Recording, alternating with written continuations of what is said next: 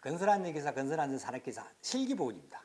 실기는 두 가지 형태로 시험을 보게 되죠. 일반적으로 우리가 주관식으로 노는 필답액이 있고, 그리고 컴퓨터 영상 자료를 가지고 주어진 질문지에 답을 적는 그런 형태의 작업형이 있습니다. 필답형은 기사는 14문제 정도가 출제가 되죠.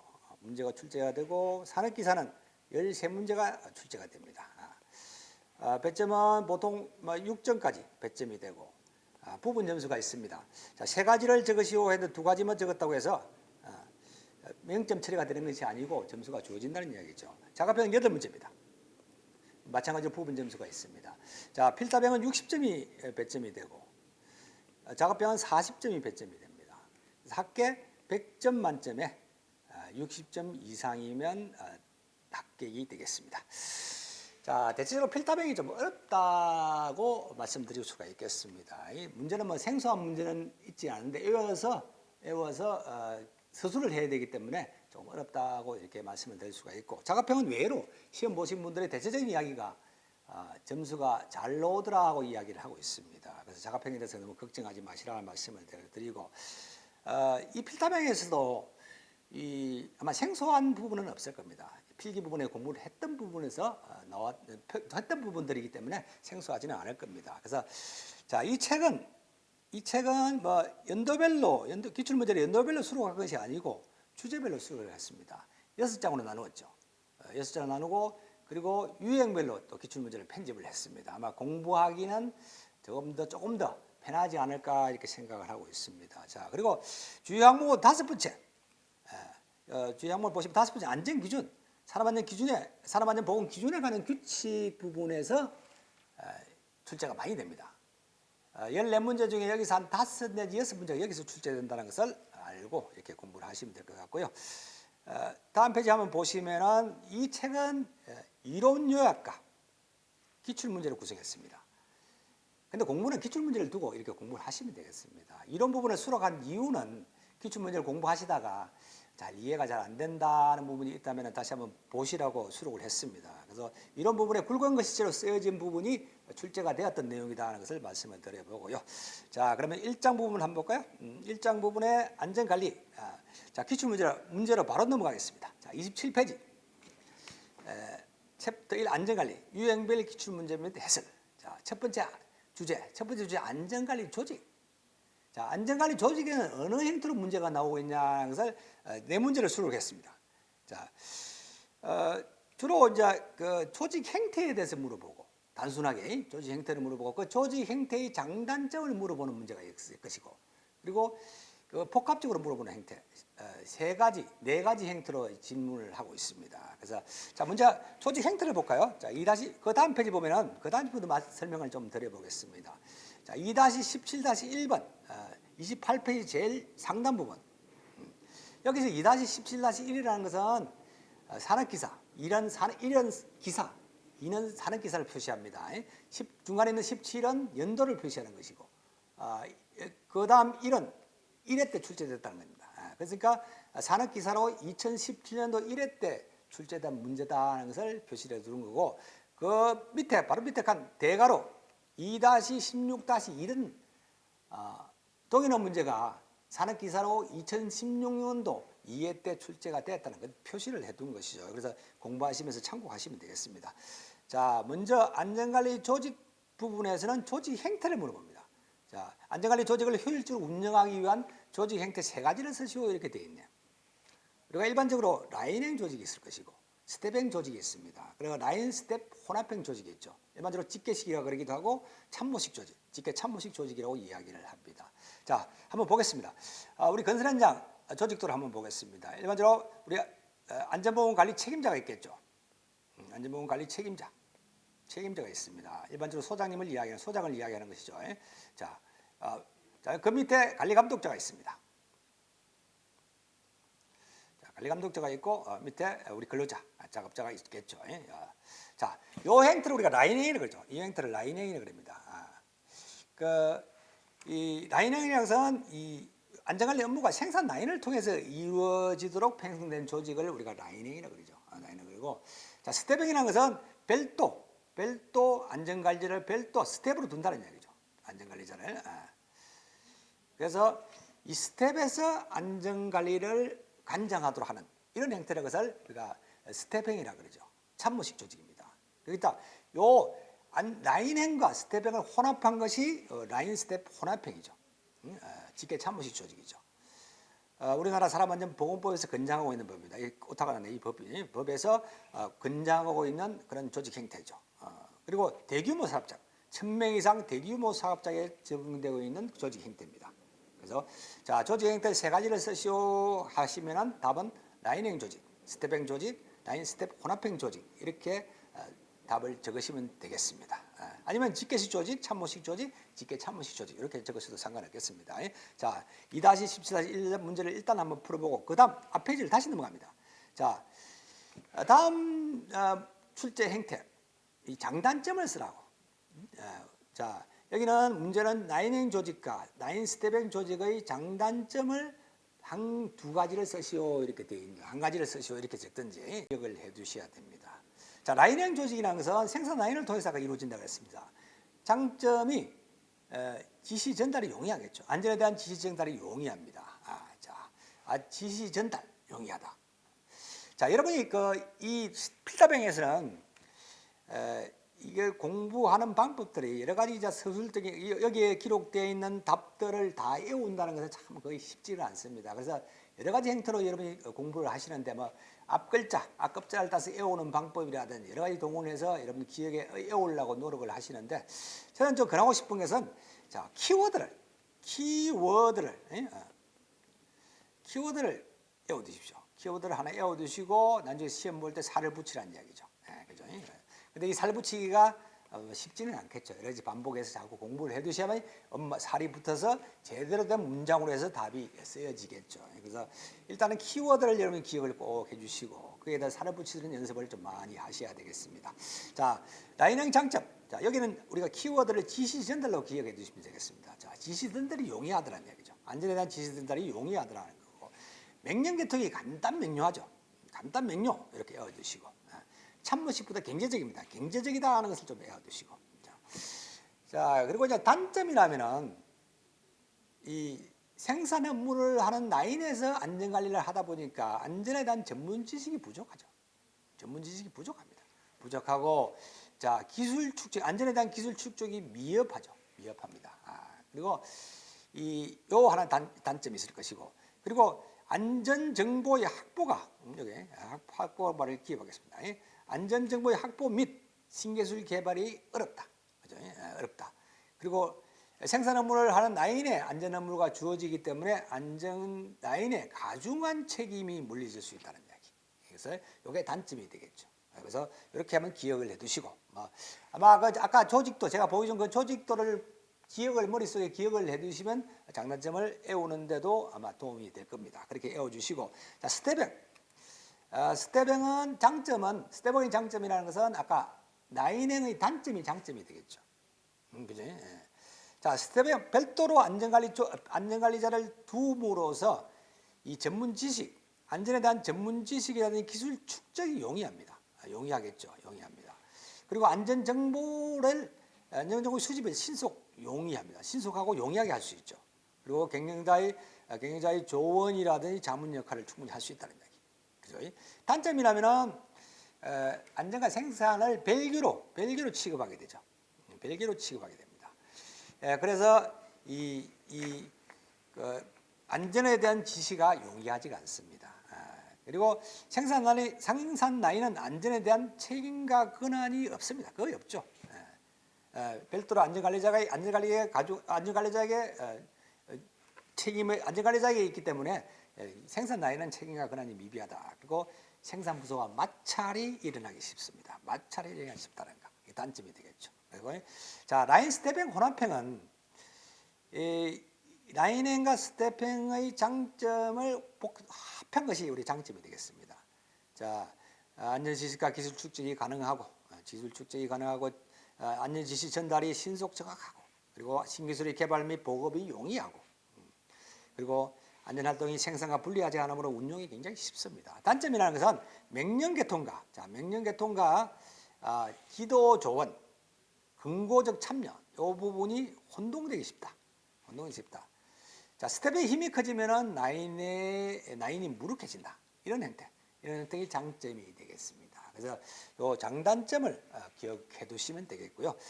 자, 그러면 이제 문제 형태 그 1-17-4번을 보시면은 다음의 특징을 갖는 안전관리 조직 형태를 쓰시오 되어 있죠. 안전에 대한 전문지식, 기술 취득이 용이하다. 장점, 생산 부서는 안전에 대한 책임과 권한이 미비하다. 이건 단점. 여기까지 보면 벌써 스텝행이 되겠죠. 참모식 조직입니다. 그런 다툼이나 조정 때문에 시간이 노력이 소모된다. 이게 참모식 조직. 답은 참모식 조직이라고 쓰시면 되겠고, 아니면 스텝행 조직이라고 쓰시면 되겠죠. 이런 형태의 문제가 나오고. 자, 다음 페이지 한번 보시면은 2-17-4번을 보시면은 복합적으로 이제 문제가 물어보고 있죠. 안전관리 조직의 종류 3가지를 쓰고, 그리고 대형 건설사, 큰 건설사의 적합한 안전조직의 장점을 쓰시오 했죠. 자, 안전관리 조직 형태는 아까 라인의 직계식, 참모식, 직계 참모식 이렇게 조식을 쓰시면 되고, 대형 건설사에서 적합한 조직 형태, 아까 라인 스태핑이라고 했죠. 라인 스태핑 조직이 대형 건설사에 적합한 조직 형태입니다. 그래서 거기에 대한 장점 한 가지를 쓰시오 이렇게 되어 있네. 장점을 그렇게 쓰시면 되겠습니다. 자, 첫 번째 주제 안전관리 조직은 이런 형태로 문제가 나오고 있다는 것을 알고 그에 대처해서 공부를 하시면 되겠습니다. 자, 이 책은 그런 형태로 계속 편집이 되어 있다는 것을 알고 보시면 되겠습니다. 자, 다음 주제 산업재해가 발생할 극박한 위험이 있을 때의 조치사항. 2-15-3번입니다. 2015년도에 산업기사에서 3회 때 나왔던 출제되었던 부분이죠. 자,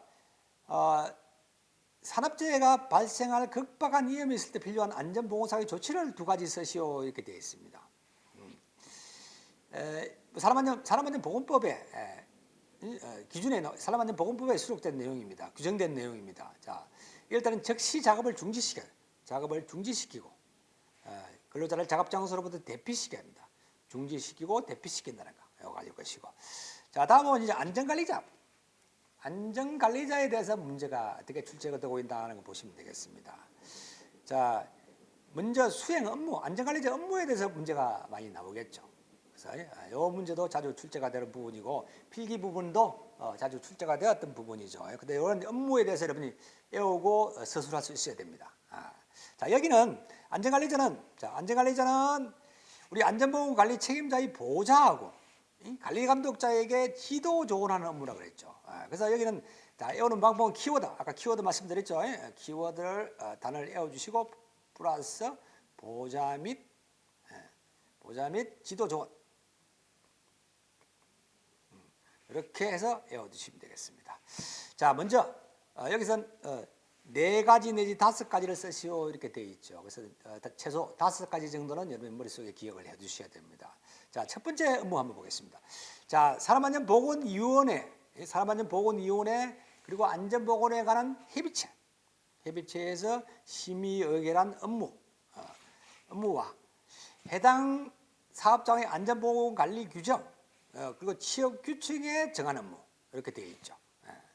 여기는 키워드 산업안전보건위원회라는 단어 하나만 외워두겠습니다. 그래서 연관해서 이렇게 적으시면 거기서 심의한 업무라든지 그리고 안전보건관리 규정이나 취업 규칙에 정한 업무 이 부분은 안전관리자 업무다라고 알고 계시고, 자, 두 번째 위험성 평가에 대한 보좌 및 지도죠. 여기서는 위험성 평가라고 하는 단어를 외워주겠습니다. 자, 위험성 평가에 관한 보좌 및 지도 지원 이 정도는 충분히 쓸 수 있겠죠. 자, 그러면 다음 세 번째 안전 인정 대상 기계 등과 자율 안전 확인 대상 기계. 요런 기계들은 위험한 기계들이죠. 그 구입 시 적객품 선정에 관한 보좌 및 지도죠. 자, 여기는 키워드를 적객품 선정으로 외워두겠습니다. 그래서 안전 인정 대상 기계라든지 자율 안전 확인 대상 기계 구입 시 적객품 선정에 관한 보좌 및 지도죠. 자, 이렇게 알고 계시고, 다음 네 번째 업무. 자, 해당 사업장의 안전교육 계획의 수립하고 안전교육 실시에 관한 보좌 및 지도 조언. 자, 여기는 안전교육이라고 외워두겠습니다. 키워드를 그렇게 외워두시면 4가지는 일단 머릿속에 외워두셨습니다. 자, 다음 페이지 5번 5번째 사업장의 순회 점검. 사업장을 순회 점검 당연한 업무죠. 산업자의 순회 점검 그리고 자 지도 및 조치의 건의. 자 여기는 순회 점검 지도 조치. 요 정도는 외우기는 어렵지는 않을 겁니다. 이런 단어들은 외우기는 어렵지는 않을 것 같습니다. 자 사업장의 순회 점검 지도 및 조치의 건의. 자 다음은 산업재해 발생. 산업재해 발생의 원인 조사 분석. 원인 조사하고 분석하는 것. 그 재발 방지를 위한 기술적 보좌 및 지도 조언. 여기는 산업재해 발생까지만 외워두겠습니다. 산업재해 발생을 하면 원인하고 분석을 해야 조사 원인에 대한 조사를 해야 되겠죠. 뭐 당연한 이야기입니다.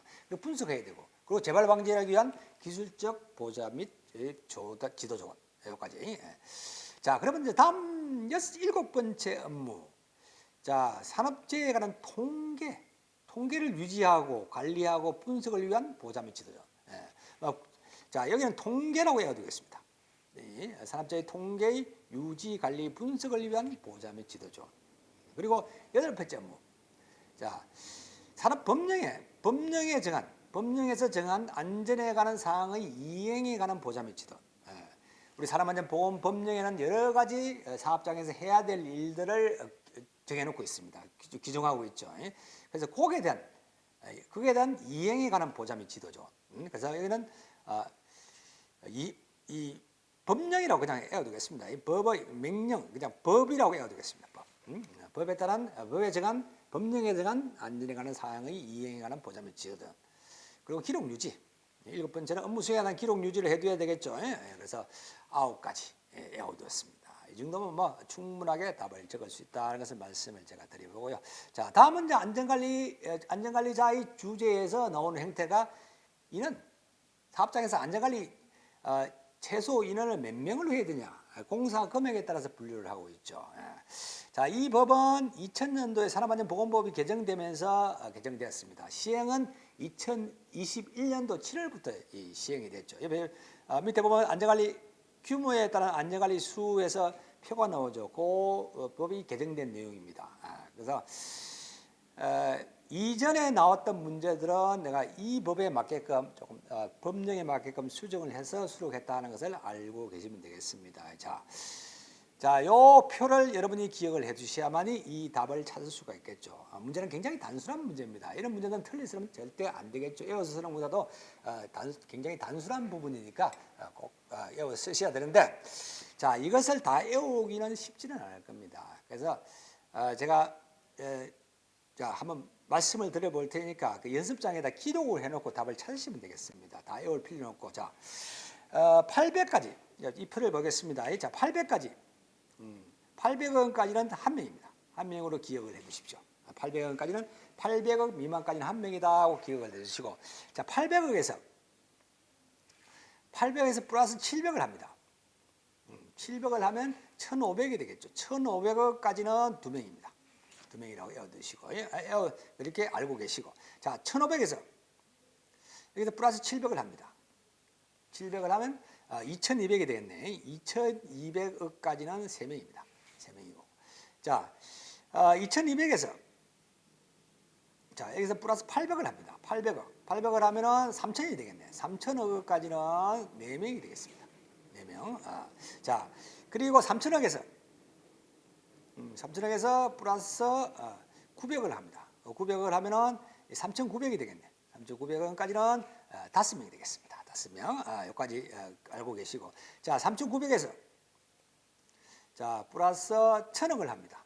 1000억을 하면 4900이 되겠네. 4900까지. 자, 6명이 되겠습니다. 6명. 자, 4900에서 플러스 1100억을 합니다. 1100억을 하면 6000이 되겠네. 6000까지 7명. 7명이 됩니다. 자, 그럼 6000에서 자, 플러스 1200억을 합니다. 1200억 하면은 7200억이 되겠네. 7200억. 8명 되겠습니다. 자, 7200억에서 플러스 1300을 합니다. 자, 1300을 하면은 8500이 되겠네요. 8500억. 그래서 9명이 되겠습니다. 자, 8500에서 1조까지. 1조까지는 10명. 여기까지만 외워두시면 되겠습니다. 그래서 이걸 그대로 다 외우기보다는 연습장에다가 이 순서대로 딱 기록을 해놓습니다. 기억을 옆에서 기록해 두세요. 그래서 기록해놓고 위에 문제가 넣은 답을 찾으시면 되겠습니다. 자, 그러면 문제를 해볼까요? 1-20-3 2020년도에 기사에서 기사 3회 때 출제된 문제 부분입니다. 자, 안전관리자 최소 인원을 쓰시오 이렇게 되어 있네. 자, 이 문제 보겠습니다. 총 건설경이 800억입니다. 800에서 1,500억 미만 건설업에서 안전관리자 수. 자, 표를 쭉 보시겠습니다. 자, 그 기록된 부분을 한번 보겠습니다. 자, 800에서 1,500억. 두 명이 되겠네. 두 명이 되겠고. 자, 공사비용이 2,200에서 2,200억에서 3,000억 미만 공사. 자, 이거 세 번째가 되겠네. 네 명이 되겠네. 네 명. 이렇게 적으시면 될 것 같고. 자, 그 밑에 보면 또 한번 보겠습니다. 총 공사 금액 1,800억 원에서 원의 건설업에서 선임할 안전관리자. 자, 1,800억. 1,800억 어디에 들어갑니까? 자, 여기에 들어가네. 세 명이 되겠네요. 자, 세 명. 자, 이런 식으로 찾으시면 되겠습니다. 그래서 이거 절대 틀리지 마시라는 말씀을 제가 드리겠습니다. 자, 그런데 그 밑에 보시면은, 자, 한 가지만 더 추가로 말씀을 드리면은, 자, 밑에 보시면은, 자, 공사 금액이 1,500억 원에서 3,000억 원 미만은 필수적으로 어떤 일정한 자격을 갖춘 안전관리자가 선임이 되어야 됩니다. 한 명 이상 이렇게 되어 있죠. 어떤 안전관리자가 선임이 되어야 되느냐 이런 부분이죠. 자, 자격 조건을 이야기합니다. 자, 사람 안전 지도사.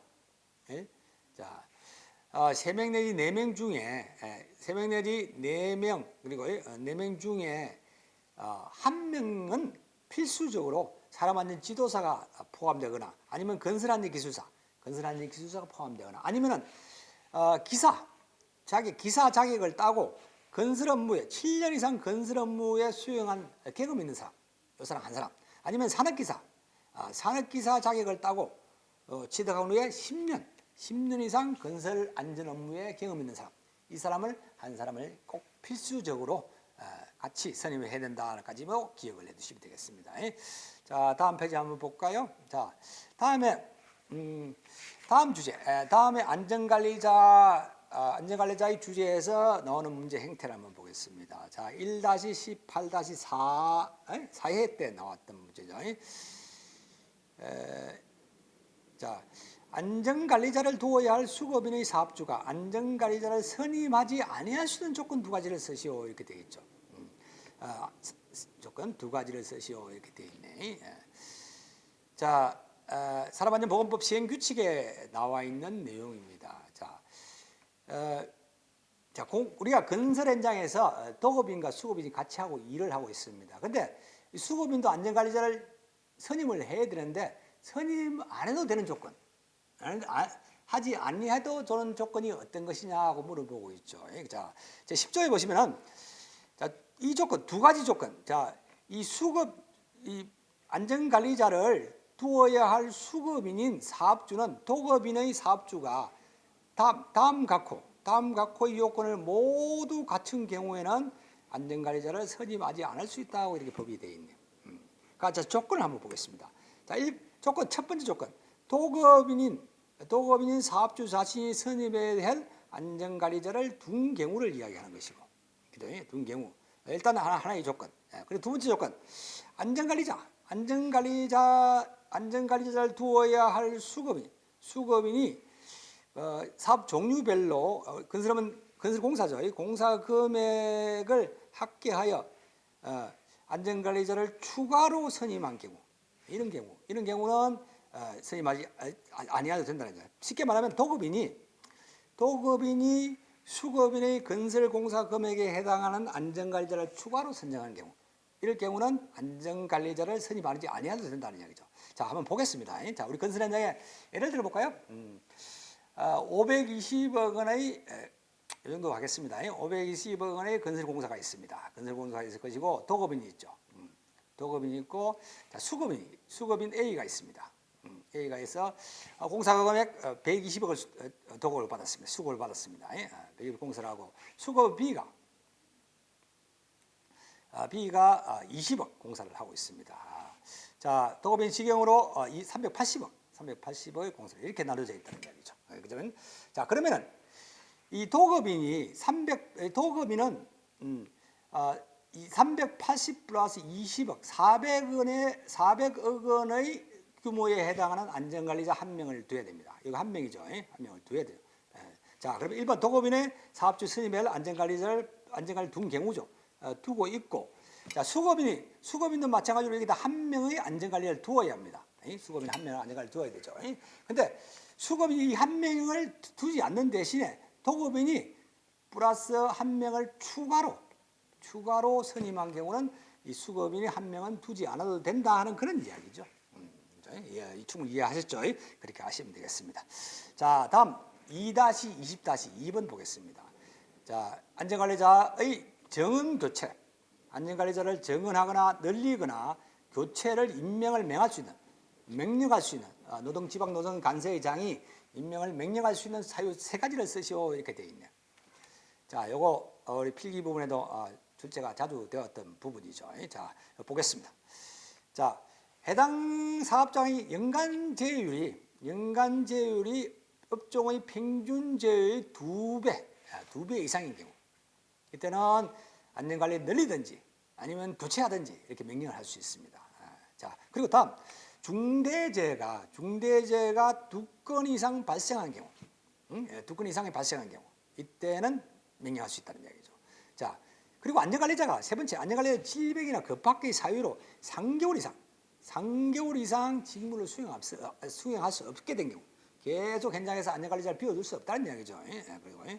자, 그리고 다음 하학적 인자, 법에 규정된 하학적 인자로 직업적 질병자가 연간 3명 이상 발생한 경우, 이럴 경우는 지방노동의 간세의장은 안전관리자 등을 정은 교체할 수 있는 명령을 할 수 있다는 이야기죠.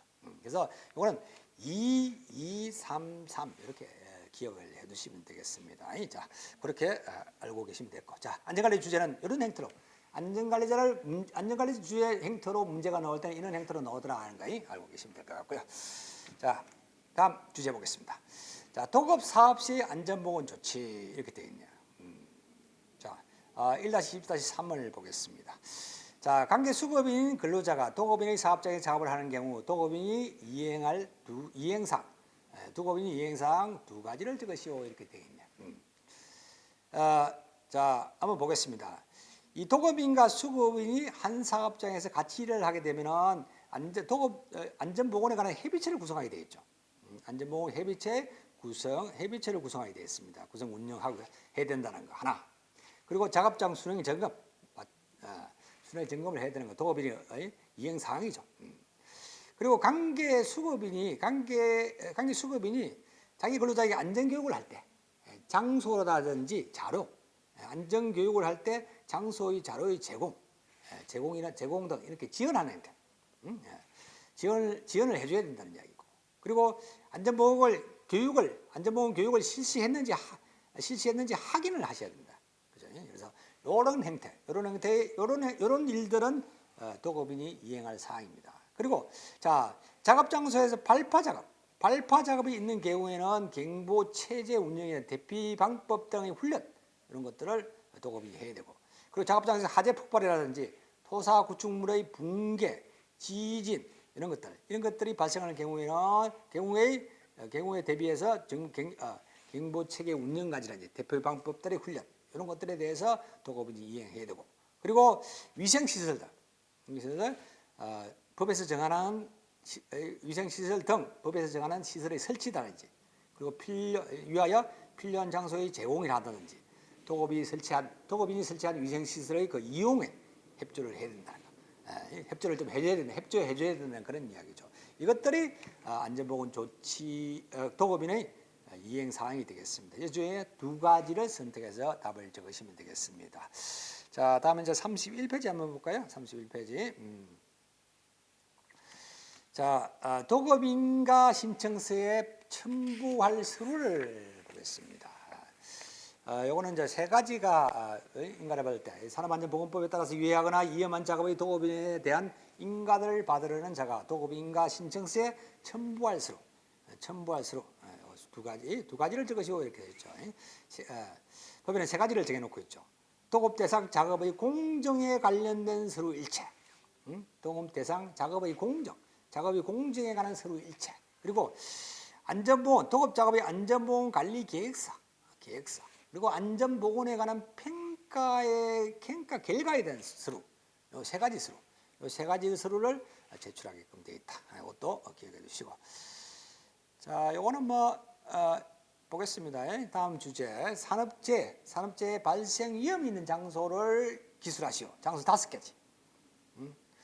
이거는 여러분이 모르시더라도 어디에서 산업재해, 우리 건설 현장에서 어디에서 산업재해가 많이 발생하겠다고 기억난 대로 5가지만 적으셔도 답이 되겠습니다. 여기는. 그래서 여기에 14가지, 15가지가 법에 규정이 되어 있습니다. 그 중에 한 5가지 정도, 6가지 정도 꼭 기억을 해 주십시오. 자, 토사라든지 구축물, 인공구조물이 붕괴될 위험이 있는 장소, 붕괴될 위험이 있는 장소. 그리고 기계, 기구 등이 넘어지거나 무너질 우려가 있는 장소, 그리고 안전 난간이 설치가 필요한 장소, 추락 같은 걸 예방하기 위해서. 그리고 비계, 급부집을 설치하거나 해체하는 장소, 그리고 건설용 리프트를 운영하는 장소, 집안을 굴착하거나 발파하는 작업을 하는 장소. 자, 엘리베이터 피터, 엘리베이터 홀 등 근로자가 추락할 위험이 있는 장소, 성면이 붙어 있는 물질을 파쇄하거나 해체하는 작업을 하는 장소, 가공전선, 공중전선에 가까운 장소에서 시설물을 해체하거나 설치하거나 점검하거나 수리하는 작업을 할 때 감전의 위험이 있는 장소, 그리고 물체가 떨어지거나 날아올 위험이 있는 장소, 그리고 프레스 또는 전단기를 사용하여 작업하는 장소, 그리고 차량계 하역 운반기계 아니면 차량계 건설기계를 사용하는 작업하는 장소, 그리고 전기기계 기구들을 사용하여 감전의 위험이 있는 장소, 이런 것들에서 재해가 많이 발생하는 장소를 이야기하는 것이죠. 그래서 이 중에 5가지를 선택해서 작업을 적으시면 되겠습니다. 자,